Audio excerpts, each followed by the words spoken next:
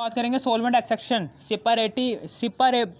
ठीक है ना, सिपरेबिलिटी फैक्टर के बारे में। किसके बारे में? सिपरेबिलिटी फैक्टर के बारे में। सिपरेबिलिटी फैक्टर इज ओनली एप्लीकेबल, यानी कि ये सिपरेबिलिटी फैक्टर कब एप्लीकेबल होगा कि जब when two solutes are present and जब दो सोल्यूट्स प्रेजेंट होंगे, मौजूद होंगे, and we want to separate these solutes, और हमें चाहिए, हमें उन सोल्यूट्स को, उन दो तरह के सोल्यूट्स को जो प्रेजेंट हैं इन एक्वस सॉल्वेंट, हम चाहते हैं कि वो सेपरेट हो जाएं, वो क्या हो जाएं? सेपरेट हो जाएं। तो उसके लिए हम सेपरेबिलिटी फैक्टर, जैसे कि नाम से जाहिर है, सेपरेट करना सॉल्यूट के पार्टिकल्स को, ठीक है ना, between two immiscible solvents. For example यहाँ पर क्या होता है, यहाँ पर ये है जी सेपरेटिंग फनल है, ये सेपरेटिंग फनल के अंदर हमने इस स्टॉपर को खोला, स्टॉपर को खोलने के बाद, ठीक है ना, इसके अंदर सबसे पहले डाला एक्वास सॉल्वेंट के अंदर वो सोल्यूट डालना है, ठीक है ना, ये मिसाल के तौर पर दो, ठीक है ना, वो सोल्यूट डाला कि जिसके पार्टिकल्स को हमने अलग करना। फॉर एग्जांपल हमने एक्वा सॉल्वेंट है, वाटर के अंदर हमने ये दो तरह के पार्टिकल्स हैं, ट्रायंगुलर शेप है और सर्कुलर शेप, दो तरह के पार्टिकल्स पर मुश्तमिल सोल्यूट को हमने वाटर के अंदर डाला और उसको स्टॉपर को खोलने के बाद इस सेपरेटिंग फनल के अंदर डाल दिया, ठीक है ना। अब फिर उसके बाद एक्वा सॉल्वेंट प्लस सोल्यूट डालने के बाद फिर हम ऑर्गेनिक सॉल्वेंट डालेंगे। ऑर्गेनिक सॉल्वेंट जैसे हम डालेंगे ना, तो फिर इसको स्टॉपर को बंद कर देंगे, स्टॉपर को क्लोज कर देंगे। अब क्या होगा, अब उसके बाद हम बात करने जा रहे हैं आगे की, कि अब इस सॉल्यूट के पार्टिकल्स में से ट्रायंगुलर शेप के पार्टिकल्स को हमने अलग करने हैं और सर्कुलर शेप के पार्टिकल्स को हमने अलग करने हैं। फॉर एग्जांपल कि ट्रायंगुलर शेप के पार्टिकल्स हैं, ये जी पोलर हैं, और सर्कुलर है जी नॉन पोलर, ये नॉन पोलर है, ठीक है ना। अब ये पोलर हैं ऊपर, तो पोलर पार्टिकल्स जो उनसे होंगे वो ऊपर की तरफ जाएंगे, यानी कि जो उनसे पोलर पार्टिकल्स होंगे ना, यानी कि पोलर पार्टिकल्स वो पानी के अंदर ही रहेंगे, यानी कि एक्वस सॉल्वेंट को हम पोलर सॉल्वेंट भी कहते हैं, पोलर सॉल्वेंट या फिर इनऑर्गेनिक सॉल्वेंट, कुछ भी कह सकते हैं। ऑर्गेनिक सॉल्वेंट को हम क्या कहते हैं? ऑर्गेनिक सॉल्वेंट को हम नॉन पोलर सॉल्वेंट भी कह सकते हैं, ऑर्गेनिक सॉल्वेंट भी कह सकते हैं, या फिर आप इसे नॉन पोलर सॉल्वेंट भी कह सकते हैं, ठीक है, कुछ भी कह सकते हैं। ये नॉन पोलर पार्टिकल्स क्या करेंगे, ये लाइक डिजोल्व लाइक वाला सिस्टम होगा कि नॉन पोलर पार्टिकल्स जो उनसे होंगे ये वाले सर्कुलर शेप के, ये ऊपर चले जाएंगे, ये लो ये ऊपर चले गए, ठीक है, और जो उनसे ट्रायंगुलर शेप के पार्टिकल्स होंगे वे नीचे ही रहेंगे। ये सारे के सारे सर्कुलर जो उनसे हैं ये ऊपर चले गए हैं, ये ट्रायंगुलर शेप के पार्टिकल्स नीचे ही रहेंगे क्योंकि ये पोलर हैं, इसलिए पोलर लाइक डिजोल्व लाइक का सिस्टम होगा कि जो उनसी पोलर सब्सटेंसेस होंगी वो पोलर सॉल्वेंट के अंदर ही रहेंगी, और जो उनसी नॉन पोलर सब्सटेंसेस होंगी उनको नॉन पोलर सॉल्वेंट अपने अंदर एक्सट्रैक्ट कर लेगा, ठीक है ना। अब यूज़ होगा सेपरेबिलिटी फैक्टर अब यूज़ होगा। इसमें क्या होते हैं, इसमें टू सोल्यूट्स होते हैं, दो सोल्यूट्स लिए थे, एक सोल्यूट था ट्रायंगुलर शेप का और एक सोल्यूट था नॉन पोलर, यानी कि एक सोल्यूट के पार्टिकल्स थे पोलर और एक सोल्यूट के पार्टिकल्स थे नॉन पोलर। दो तरह के सोल्यूट के पार्टिकल्स पर मुश्तमिल हमने सोल्यूट लिया था, ठीक है ना। उन दो तरह के पार्टिकल्स के सोल्यूट ने अपने आप को डिस्ट्रीब्यूट कर लिया टू इमिसिबल सॉल्वेंट्स, ठीक है ना। टू सोल्यूट्स आर प्रेजेंट, कह रहा separability factor is only applicable when two solutes are present, जब दो सोल्यूट्स प्रेजेंट हो। जब कितने सोल्यूट प्रेजेंट हो? दो सोल्यूट प्रेजेंट हो, ये वाले दो सोल्यूट प्रेजेंट थे, ठीक है ना। And we want to separate the solutes, और हमें चाहिए और हम चाहते हैं टू सेपरेट दी सोल्यूट्स, और हम चाहते हैं कि ये सेपरेट, ये जो उनसे सोल्यूट के पार्टिकल्स हैं ये सेपरेट हो जाएं, ठीक है ना। और हम क्या चाहते हैं, ये सेपरेट हो जाएं सोल्यूट के पार्टिकल्स, इसको हम कहते हैं सेपरेबिलिटी फैक्टर, ठीक है ना। रिप्रेजेंटेशन है जी इसकी बीटा, समझ आ गई सेपरेबिलिटी फैक्टर क्या होता है कि टू सॉल्यूट के पार्टिकल्स हमने सेपरेटिंग फनल के अंदर डाले हैं और सेपरेटिंग फनल के अंदर एक्वा सॉल्वेंट के साथ हमने उस सॉल्यूट के दो तरह के पार्टिकल्स को हमने डाल दिया और फिर ऑर्गेनिक सॉल्वेंट को डाला और फिर स्टॉपर को बंद किया और हम चाहते हैं कि वो दोनों से दो सॉल्यूट के पार्टिकल्स हैं, वो जो से दो सॉल्यूट के पार्टिकल्स पर मुश्तमिल सॉल्यूट है वो दो इमिसिबल सॉल्वेंट्स के दरमियान अपने आप को डिज़ोल्व कह रहा हूँ, अपने आप को डिस्ट्रीब्यूट कर ले। ठीक है ना, इस पर जोन सी यूज़ होने वाली इस्तेलाह होगी वो होगी separability factor mathematically. For example हमने डिस्ट्रीब्यूशन रेशो पढ़ी थी कि डिस्ट्रीब्यूशन रेशो कहते किसे हैं कि distribution ratio is equal to the concentration of solute A in organic solvent and concentration of B solute in aqua solvent. यानी कि हमने डिस्ट्रीब्यूशन रेशो पढ़ी थी, ये डिस्ट्रीब्यूशन रेशो थी। डिस्ट्रीब्यूशन रेशो हमने दो सॉल्यूट्स के माबैन पढ़ी थी। ठीक है, यानी कि डिस्ट्रीब्यूशन रेशो क्या थी कि concentration of solute A in organic solvent and concentration of solute B in aqua solvent. अब हम डिस्ट्रीब्यूशन रेशो बनाना चाहते हैं ए की, concentration of A in organic solvent and concentration of B A in aqua solvent. ठीक है, समझ आ गई। एक था हमने पढ़ा था डिस्ट्रीब्यूशन लॉ पढ़ा था, डिस्ट्रीब्यूशन कोएफिशिएंट पढ़ा था, डिस्ट्रीब्यूशन कोएफिशिएंट या फिर डिस्ट्रीब्यूशन लॉ ये पढ़ा था हमने। डिस्ट्रीब्यूशन कोएफिशिएंट या फिर डिस्ट्रीब्यूशन लॉ की पहले बात कर लेते हैं। डिस्ट्रीब्यूशन कोएफिशिएंट, डिस्ट्रीब्यूशन लॉ क्या होता है, डिस्ट्रीब्यूशन लॉ क्या होता है, डिस्ट्रीब्यूशन कोएफिशिएंट क्या होता है, कब एप्लीकेबल होता है कि जब दो इमिसिबल सॉल्वेंट्स के अंदर सॉल्यूट अपने आप को डिज़ोल्व कर ले लेकिन इन इक्वल अमाउंट ऑफ, यानी नॉन पोलर सॉल्वेंट में भी 50 पार्टिकल्स आएँ और पोलर सॉल्वेंट में भी 50 पार्टिकल्स आएँ। इस तरीके से डिस्ट्रीब्यूशन इक्विलिब्रियम कायम हो जाएगा दो इमिसिबल सॉल्वेंट्स के दरमियान सॉल्यूट की डिस्ट्रीब्यूशन में। ठीक है ना, और फिर हम डिस्ट्रीब्यूशन लॉ लगा देंगे या फिर डिस्ट्रीब्यूशन कोएफिशिएंट लगा देंगे। ठीक है ना, समझ आ गई आपको। फिर हम लगा देंगे डिस्ट्रीब्यूशन लॉ। लेकिन जैसे ही क्या होता है, जैसे ही सॉल्यूट जो सा होता है वो डिसोसिएट हो जाता है, वो क्या होता है, डिसोसिएट हो जाता है। जैसे ही सॉल्यूट क्या करता है, डिसोसिएट होता है, या फिर सॉल्यूट क्या हो जाता है, डिसोसिएट होता है। सॉल्यूट क्या कर देता है, अपने आप को ज़्यादा हल कर देता है किसी एक सॉल्वेंट के अंदर, या फिर पॉलीमराइज हो जाता है किसी एक सॉल्वेंट में, या फिर क्या होता है कि इंटरेक्ट कर लेता है विद वन सॉल्वेंट, या फिर एक सॉल्वेंट के साथ रिएक्ट कर लेता है, या फिर क्या कर लेता है, इंटरेक्ट विद वन सॉल्वेंट, या फिर एक सॉल्वेंट के साथ रिएक्शन कर लेता है। ठीक है ना, ये तीन जब भी आ जाए ना, जब सॉल्यूट डिसोसिएट करेगा, यानी कि जब सॉल्यूट जो सा है किसी भी एक सॉल्वेंट के अंदर ज़्यादा मिकदार में हल हो जाएगा ना, तब सॉल्यूट के पार्टिकल्स की डिसोसिएशन एक सॉल्वेंट के अंदर बढ़ जाएगी और दूसरे सॉल्वेंट के अंदर कम हो जाएगी। यानी कि इसके अंदर हो जाएगी 51 और इसके अंदर हो जाएगी 49। आप क्या, डिस्ट्रीब्यूशन लॉ ओबे नहीं हो सकता क्योंकि डिस्ट्रीब्यूशन इक्विलिब्रियम नहीं पैदा हो रहा सॉल्यूट्स के पार्टिकल्स के माबैन। इसलिए हम यूज़ करते हैं डिस्ट्रीब्यूशन रेशो। ठीक है ना, डिस्ट्रीब्यूशन रेशो का यूज़ करते हैं। समझ आ गई आपको। यानी कि जब भी सॉल्यूट के पार्टिकल्स दो इमिसिबल सॉल्वेंट्स के दरमियान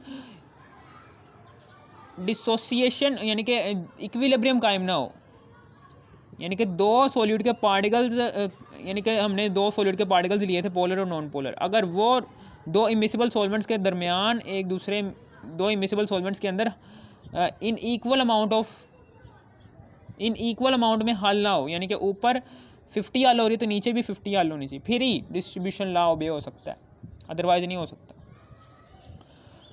अब उसके बाद हम आ जाते हैं इसके ऊपर, मैंने बताया आपको डिस्ट्रीब्यूशन लॉ के बारे में और डिस्ट्रीब्यूशन रेशो के बारे में। डिस्ट्रीब्यूशन रेशो कब आती है कि जब डिस्ट्रीब्यूशन इक्विलिब्रियम कायम नहीं होता।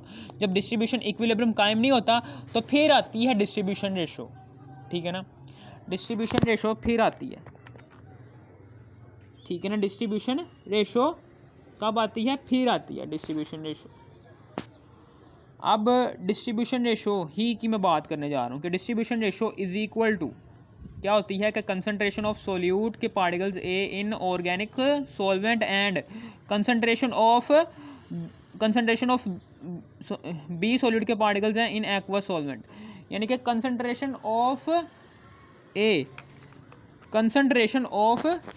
ए यानी कि सोल्यूट ए है जो सा सोल्यूट ए है, सर्कुलर पार्टिकल्स, इनकी कंसंट्रेशन ऑर्गेनिक सॉल्वेंट में कितनी है और concentration of B particles in aqua solvent में कितनी है। ये है जी डिस्ट्रीब्यूशन रेशो। अब उसके बाद क्या होगा कि डी ए लगाएंगे। अब इसी फार्मूले को हमने इन दोनों सॉल्यूट्स के लिए अलग अलग एक्सप्लेन करवा दिया है। यानी कि मेरे कहने का मतलब क्या है कि हमने अलग अलग कह दिया। डिस्ट्रीब्यूशन रेशो हमने इन दोनों सॉल्यूट्स की अलग अलग बना दी है। यानी कि पहले हम क्या कर रहे थे, पहले हम डिफरेंट बना रहे थे, लेकिन अब हम अलग अलग बना रहे हैं। यानी कि मेरे कहने का मतलब क्या है कि distribution ratio of solute A is equal to the distribution ratio of solute A in organic solvent over distribution ratio of solute A in aqueous solvent। यानी कि aqueous solvent और organic solvent में distribution ratio A solute के particles की क्या होगी। फिर इसी तरीके से हमने बात की है जी dB की। dB is equal to the distribution ratio of solute B is equal to the distribution ratio of solute B present in organic solvent over distribution ratio of solute B which present in aqueous solvent। ठीक है ना, ये आ गया। यानी कि हमने distribution ratio निकाल ली है इन दोनों सोल्यूट के पार्टिकल्स की अलग अलग, ठीक है ना। यानी कि डिस्ट्रीब्यूशन रेशो ए सोल्यूट के ए पार्टिकल्स जो उनसे हैं, ए पार्टिकल्स हैं वो कितने डिस्ट्रीब्यूट हुए हैं ऑर्गेनिक सॉल्वेंट में और एक्वा सॉल्वेंट में, ठीक है ना। और इसी तरीके से डिस्ट्रीब्यूशन रेशो ऑफ बी वो हमने निकाल ली है इसकी कि जब डी क्या हो, डिस्ट्रीब्यूशन रेशो लार्ज हो, बड़ी हो। ये कब यूज़ होंगे, मैंने आपको बताया था कि जब सोल्यूट के पार्टिकल्स एक दूसरे को डिस्ट्रीब्यूट नहीं कर पाते इन इक्वल अमाउंट में दो इमिसिबल सॉल्वेंट्स के दरमियान, तो फिर हम डिस्ट्रीब्यूशन रेशो का इस्तेमाल करते हैं, ठीक है ना। डिस्ट्रीब्यूशन रेशो का इस्तेमाल कर रहे हैं। ये D A distribution ratio of solute A in organic solvent, distribution ratio of A which present in aqua solvent, ठीक है ना। इसका मतलब क्या है कि सोल्यूट ए ने, यानी कि फॉर एग्जांपल क्या हुआ है कि सोल्यूट ए के पार्टिकल्स जो से हैं, सोल्यूट ए के पार्टिकल्स, इसका मतलब क्या है कि सोल्यूट ए, ठीक है ना, समझ आ गई। डिस्ट्रीब्यूशन रेशो का हम तभी इस्तेमाल करते हैं कि जब इन इक्वल अमाउंट में डिस्ट्रीब्यूट ना हो सोल्यूट। अब हम आगे की बात करने जा रहे हैं। अगर डिस्ट्रीब्यूशन रेशो की वैल्यू, अगर डिस्ट्रीब्यूशन रेशो क्या हो, लार्ज हो, बड़ी हो, तब क्या होगा। जब डिस्ट्रीब्यूशन रेशो की वैल्यू लार्ज हो ना, बड़ी हो, तो फिर क्या होगा, मेरी बात ये ध्यान से सुनना। तो फिर एक्वस सॉल्वेंट में मौजूद जो सा सोल्यूट होगा, उस सोल्यूट के पार्टिकल्स, ठीक है ना, आसानी से ऊपर की तरफ, यानी कि जो सा ये एक्सट्रैक्टिंग सॉल्वेंट है वो आसानी के साथ एक ही एक्सट्रैक्शन के साथ नॉन पोलर सोल्यूट के पार्टिकल्स को अपने अंदर एक्सट्रैक्ट करने की सलाहियत रखेगा, ठीक है ना। समझ आ गई आपको। मैं ये कहना चाहता हूँ, यानी कि जब डिस्ट्रीब्यूशन रेशो लार्ज होगी तब हमारी जो सी ये जो सा है एक्सट्रैक्टिंग सॉल्वेंट ये आसानी के साथ सिपारेशन कर सकता है नॉन पोलर और पोलर पार्टिकल्स की। तो आसानी से ये जो सा ऑर्गेनिक सॉल्वेंट होगा ये एक्सट्रैक्ट कर लेगा नॉन पोलर सॉल्यूट के पार्टिकल्स को। अगर डिस्ट्रीब्यूशन रेशो कम होगी, इसकी वैल्यू कम होगी, तो फिर क्या होगा, तो फिर जो सा सॉल्यूट के पार्टिकल्स होंगे, तो फिर जो से सॉल्यूट के पार्टिकल्स होंगे पोलर और नॉन पोलर, इनको आसानी से ये एक्सट्रैक्ट नहीं कर सकेगा। ये एक्सट्रैक्टिंग सॉल्वेंट जो उनसे है ये आसानी से नॉन पोलर सॉल्यूट के पार्टिकल्स को एक्सट्रैक्ट नहीं कर सकेगा, क्योंकि सॉल्यूट की मिकदार होगी अब थोड़ी सॉल्यूट की मिकदार होने की वजह से क्या होगा, कुछ सॉल्यूट के पार्टिकल्स ऊपर तो चले जाएंगे लेकिन बहुत सारे सॉल्यूट के पार्टिकल्स क्या हो जाएंगे, वो नीचे ही रह जाएंगे। ठीक है ना, बहुत सारे सॉल्यूट के पार्टिकल्स जो उनसे हैं वो नीचे ही रह जाएंगे, कुछ सॉल्यूट के पार्टिकल्स ऊपर चले जाएंगे।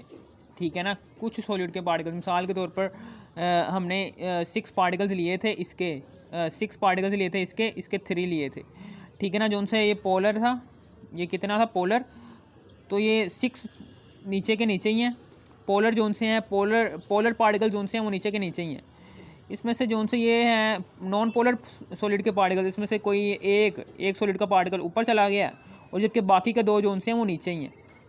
ठीक है ना, यानी कि 6 7 8 सॉलिड के पार्टिकल्स, इसमें से 6 पार्टिकल जोन से हैं वो पोलर हैं और जबकि 2 जोन से हैं वो नॉन पोलर हैं। 6 हैं वो पोलर हैं और 2 नॉन पोलर हैं। ठीक है ना, 2 नॉन पोलर हैं और ये क्या है, ये पोलर है।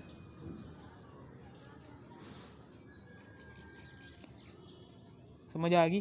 तो अब क्या होगी, अब एक्सट्रैक्शन आसानी से नहीं हो सकेगी, क्योंकि एक तो नॉन पोलर पार्टिकल्स की तादाद कम है। तादाद कम होने की वजह से जो उनसे एक्सट्रैक्टिंग सॉल्वेंट है वो आसानी से एक्सट्रैक्ट नहीं कर पाएगा नॉन पोलर पार्टिकल्स को, और कुछ पार्टिकल्स नॉन पोलर के वो नीचे ही रह जाएंगे।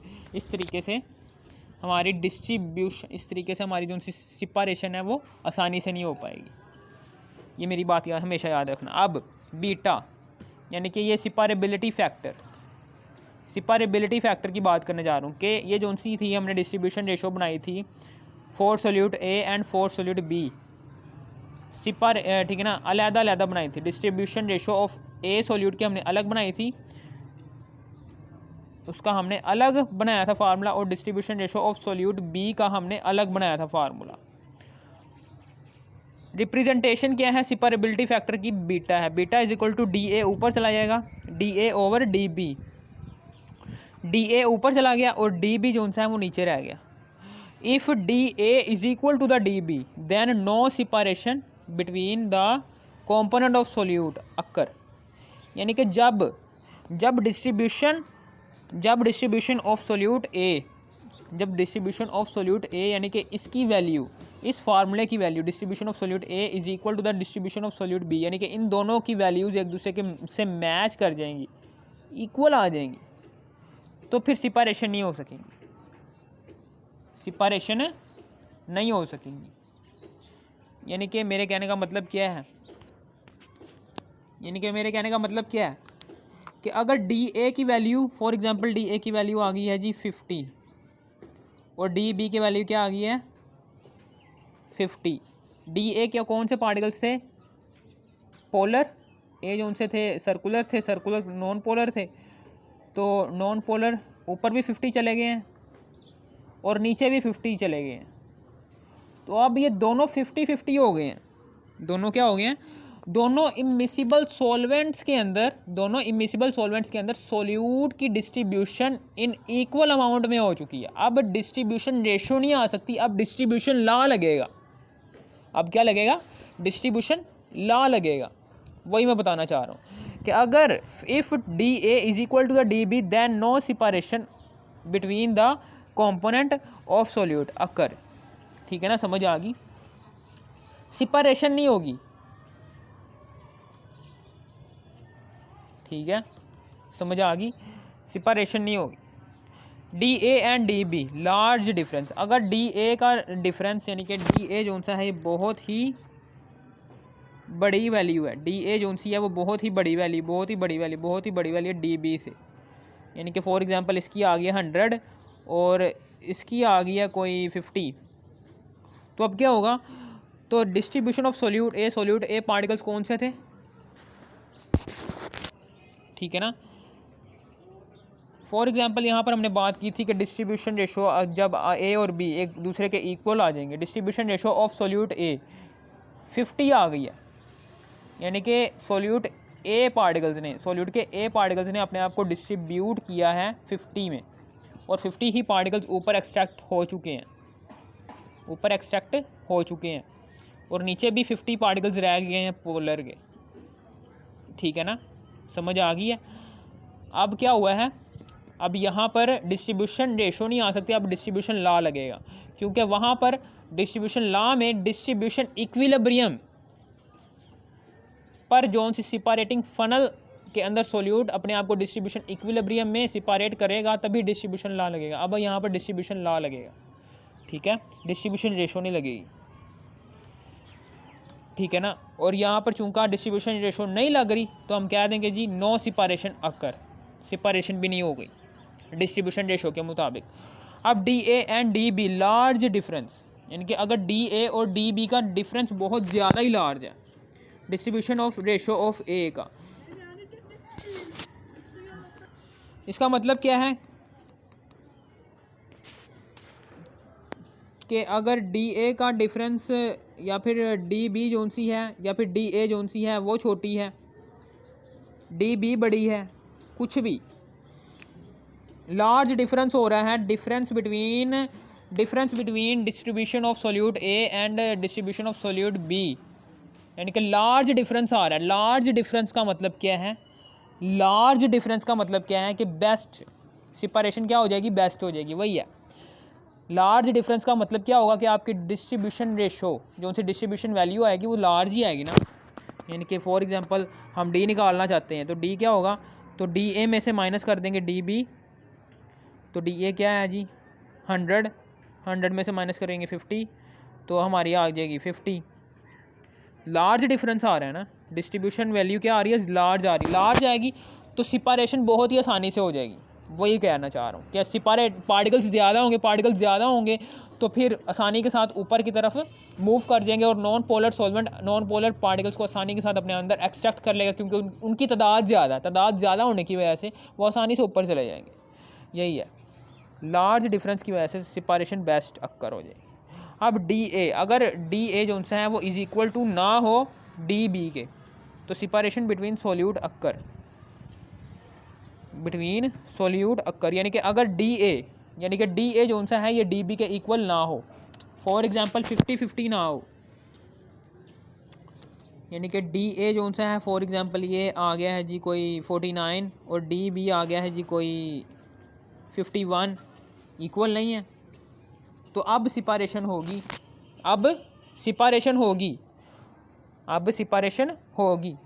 ठीक है ना, समझ आ गई। अब क्या होगी, सिपरेशन होगी, क्योंकि अब 49 पार्टिकल्स, अब ए सॉल्यूट कौन सा, सर्कुलर पार्टिकल्स जो से हैं वो अब पोलर सॉल्वेंट के अंदर रह चुके हैं, पोलर पार्टिकल सॉल्यूट के वो नीचे हैं कितने 49, और 51 पार्टिकल्स नॉन पोलर सॉल्यूट के ऊपर की तरफ नॉन पोलर सॉल्वेंट के अंदर एक्सट्रैक्ट हो चुके हैं। नॉन पोलर सॉल्वेंट के अंदर 51 एक्सट्रैक्ट हो चुके हैं सॉल्यूट के पार्टिकल्स, और पोलर सॉल्वेंट के अंदर 49 सॉल्यूट के पार्टिकल्स रह चुके हैं, ठीक है ना, समझ आ गई। अब चूंकि इन दोनों इमिसिबल सॉल्वेंट्स के अंदर सॉल्यूट ने अपने आप को डिस्ट्रीब्यूट नहीं किया इन इक्वल अमाउंट में, यानी कि हर सॉल्वेंट के अंदर सॉल्यूट डिफरेंट अमाउंट में प्रेजेंट है, तो अब क्या होगा, अब डिस्ट्रीब्यूशन रेशो लगेगी और सिपरेशन अब होगी, ठीक है ना, अब सिपरेशन होगी according to the distribution ratio, यानी कि D A is equal to नहीं होगा डी बी का, तो सिपरेशन बिटवीन सॉल्यूट अक्कर, ये मैंने लिखा हुआ है। अब volume of organic solvent and volume of aqua solvent, volume separation adjust good again, कि मेरे कहने का मतलब क्या है कि volume of organic solvent and volume of aqua solvent, अगर वॉल्यूम ऑफ ऑर्गेनिक सॉल्वेंट और वॉल्यूम ऑफ एक्वा सॉल्वेंट दोनों का वॉल्यूम्स को हम एडजस्ट कर लें, यानी कि दोनों के वॉल्यूम यानी कि ऑर्गेनिक सॉल्वेंट का वॉल्यूम, जब ये स्टॉपर खोलें, स्टॉपर खोलने के बाद आप एक्वस सॉल्वेंट का वॉल्यूम डालें, पहले एक्वस सॉल्वेंट का वॉल्यूम डालने के बाद फिर ऑर्गेनिक सॉल्वेंट का वॉल्यूम डालें। यानी कि इन दोनों के वॉल्यूम की एडजस्टमेंट से, इन दोनों के वॉल्यूम की एडजस्टमेंट से आप क्या कर सकते हैं, आप अच्छी सेपरेशन निकाल सकते हैं। Volume of organic solvent and volume of aqua solvent, volumes को एडजस्ट करके आप अच्छी सेपरेशन गेन कर सकते हैं। For better separation Bush Densen equation use होती है। ये बुश डैनसन इक्वेशन है। ये बुश डैनसन इक्वेशन क्या होती है, अगर आपकी बेटर सेपरेशन हो गई है, बहुत ज़्यादा सेपरेशन बेटर हो गई है, बेटर हो गई है सेपरेशन, यानी कि डिस्ट्रीब्यूशन वैल्यू क्या थी, बहुत ज़्यादा थी, लार्ज थी, जिसकी वजह से सेपरेशन आपकी बेस्ट हो गई है। तो अब बुश डैनसन इक्वेशन के ज़रिए आप सेपरेशन वैल्यू को आसानी के साथ बेटर तरीके से निकाल सकते हैं। V organic over V aqueous is equal to the 1/dA/dB, इसकी पूरी की वैल्यू हाफ। अब वी क्या है, V organic volume of organic solvent है, ये नीचे लिखा हुआ है। इसी तरीके से वी एक्वस क्या है, वॉल्यूम ऑफ एक्वा सॉल्वेंट, और डी ए क्या है, distribution ratio of for solute A और distribution ratio for solute B. Distribution ratio for solute A और distribution ratio for solute B. Distribution ratio यही है, distribution ratio for solute A, ये जो सी यहाँ से आप निकालोगे वैल्यू वो इधर पुट करनी है, और distribution ratio for solute B, और सोल्यूट बी डिस्ट्रीब्यूशन रेशो जो आप सोल्यूट बी के लिए निकालोगे वो यहाँ पर पुट करोगे। Distribution ratio of solute A और distribution ratio of solute B, इन दोनों सोल्यूट्स की डिस्ट्रीब्यूशन वैल्यूज़ यहाँ पर पुट करनी है, जो आप इन दोनों से निकालोगे। ठीक है ना, समझ आ गई आपको? मेरी बात ये भी याद रखना, ठीक है ना, मेरी बात ये भी याद रखना, ठीक है ना। इसका मतलब क्या है इन दोनों का, मैं ये मतलब समझाने वाला हूँ। अगर आपकी डिस्ट्रीब्यूशन वैल्यू लार्ज होगी, अगर आपकी डिस्ट्रीब्यूशन रेशो की वैल्यू लार्ज होगी, तब आप ये दोनों फार्मूले जो उनसे हैं वो यूज़ नहीं कर सकेंगे। ठीक है ना, तब ये आप ये दोनों फार्मूले यूज़ नहीं कर सकेंगे। तब आपने जो सा डिस्ट्रीब्यूशन रेशो का फार्मूला यूज़ करना है वो ये यूज़ करना है कि concentration of solute A in organic solvent over concentration of B in aqua solvent. क्योंकि अब डिस्ट्रीब्यूशन रेशो की वैल्यू चूँकि लार्ज है, इसलिए सोल्यूट की मिकदार ज़्यादा है। सोल्यूट की मिकदार ज़्यादा होने की वजह से एक्वस जो सा ऑर्गेनिक सॉल्वेंट होगा वो आसानी के साथ ऑर्गेनिक नॉन पोलर सोल्यूट के पार्टिकल्स को अपने अंदर एक्सट्रैक्ट कर लेगा। ठीक है ना, आसानी के साथ एक्सट्रैक्ट कर सकता है। ऑर्गेनिक सॉल्वेंट सोल्यूट के नॉन पोलर पार्टिकल्स को आसानी के साथ अपने अंदर एक्सट्रैक्ट कर लेगा, और जो उनसे पोलर पार्टिकल्स होंगे सोल्यूट के वो पोलर सॉल्वेंट के अंदर रह जाएंगे, यानी कि एक्वा सॉल्वेंट के अंदर रह जाएंगे। Concentration of solute A in organic solvent में ज़्यादा हो जाएगी, और concentration of solute B in aqua solvent में ज़्यादा हो जाएगी, यानी सोल्यूट बी की कंसंट्रेशन एक्वा सॉल्वेंट में ज़्यादा है। यानी कि आप ये वाला फार्मूला यूज़ करेंगे। लेकिन जैसे ही आप डिस्ट्रीब्यूशन रेशो की वैल्यू कहाँ हो जाती है, कम हो जाती है। जब डिस्ट्रीब्यूशन रेशो की वैल्यू कम हो जाती है फिर लगाएंगे आप ये वाले फार्मूले। ठीक है ना, फॉर एग्जांपल डिस्ट्रीब्यूशन रेशो की वैल्यू होगी कम। ठीक है ना, डिस्ट्रीब्यूशन रेशो की वैल्यू क्या होगी, कम हो गई है। यानी कि यहाँ पर क्या हुआ है कि 6 पार्टिकल्स से इसमें, यानी कि 6 पार्टिकल्स से इसमें, तो आप क्या करेंगे, 6 पार्टिकल्स से इसके बी के और 3 पार्टिकल्स से इसके सर्कुलर के, यानी कि 3 पार्टिकल्स हैं जी इसके और पोलर के हैं जी ये। यानी कि पोलर, यानी कि पहले हम निकालते हैं distribution ratio of A. Distribution ratio of A is equal to distribution concentration of A solute, यानी कि concentration of A solute which present in organic solvent and concentration of A solute which present in aqua solvent. यानी कि आप कह सकते हैं कि solute A है, ये सोल्यूट ए है। सोल्यूट ए क्या है, ये नॉन पोलर है। नॉन पोलर का एक पार्टिकल तो ऊपर चला गया, लेकिन बाकी के 2 पार्टिकल्स कहाँ पर रह गए हैं, ऑर्गेनिक पोलर सॉल्वेंट में। बाकी के 2 पार्टिकल्स कहाँ पर रह गए हैं, एक्वा सॉल्वेंट में। वही बात मैं लिखने जा रहा हूँ कि कंसंट्रेशन ऑफ सोल्यूट ए, यानी कि सोल्यूट ए के बारे में लिख रहा हूँ ना।